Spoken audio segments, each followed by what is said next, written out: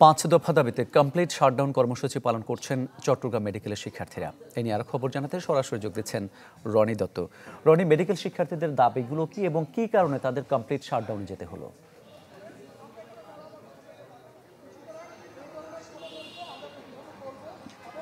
মামুন, প্রথমে একটু সংশোধন করে দিই। আসলে তারা কমপ্লিট শাটডাউনে যায়নি। তারা যেটি করছেন সেটি হচ্ছে কর্মবিরতি। তারা তাদের ইন্টার্ন চিকিৎসকরা তাদের যে ৫ দফা দাবি, বিশেষ করে এমবিবিএস এবং বিডিএস যে ডিগ্রি, সেই ডিগ্রি ব্যতীত কেউ যেন ডাক্তার উপাধি লিখতে না পারেন বা স্বীকৃত ডাক্তার চিকিৎসকের যে স্বীকৃতি সেটা যেন না পান, সেই দাবি সহ আরও 5 দফা দাবিতে তারা কিন্তু এখানে এই কর্মবিরতি পালন করছে। এবং চট্টগ্রামে প্রায় ২৫০র মতো ইন্টার্ন চিকিৎসক রয়েছেন। তারা কিন্তু আজকে কোনো রকম চিকিৎসা সেবা তারা দিচ্ছেন না তাদের।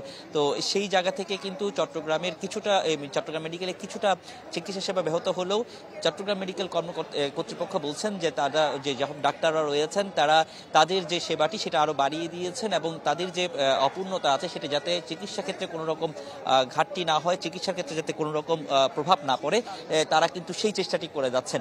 তো আমরা এখানে দেখছি যে কর্মবিরতি তারা মানববন্ধন পালন করছেন। সকাল থেকে তারা এখানে অবস্থান নিয়ে মানববন্ধন পালন করছেন এবং তারা যেটি বলছেন ম্যাটস এবং ডিএমএফ এর যে ইস্যু, স্বাস্থ্য যে মন্ত্রণালয়ের যে বিজ্ঞপ্তিতে তার যে একটি যে রিট ছিল, সেই আদালতের রিটটি আগামী 25 তারিখ তাদের এখানে রায় দেওয়ার কথা, কিন্তু বারবার এই রায়টি আসলে পিছিয়ে গেছে। তো যে কারণে তারা বলছে 90 বার এই রায়টি পিছিয়ে গেছে, তো সেইটি যেন আর পিছিয়ে না যায় এবং তাদের যে দাবি সেই দাবিটা যেন পূরণ করা হয়, সেইটি তারা আসলে দাবি করছেন। তারা দাবি করছেন যে যারা চিকিৎসা ক্ষেত্রে যে ম্যাটস সহ আরো যেসব প্রতিষ্ঠানগুলো রয়েছে সেখান থেকে কিন্তু যারা বের হন তারা যে চিকিৎসা দেওয়া হয় সেটি কিন্তু খুব ভালোভাবে চিকিৎসা দেওয়া হয় এবং তাদের দায়ভারটা দিতে হয় এই চিকিৎসকদের। তো এই ছিল এখানকার সবচেয়ে অবস্থা। মামুন, ধন্যবাদ আপনাকে।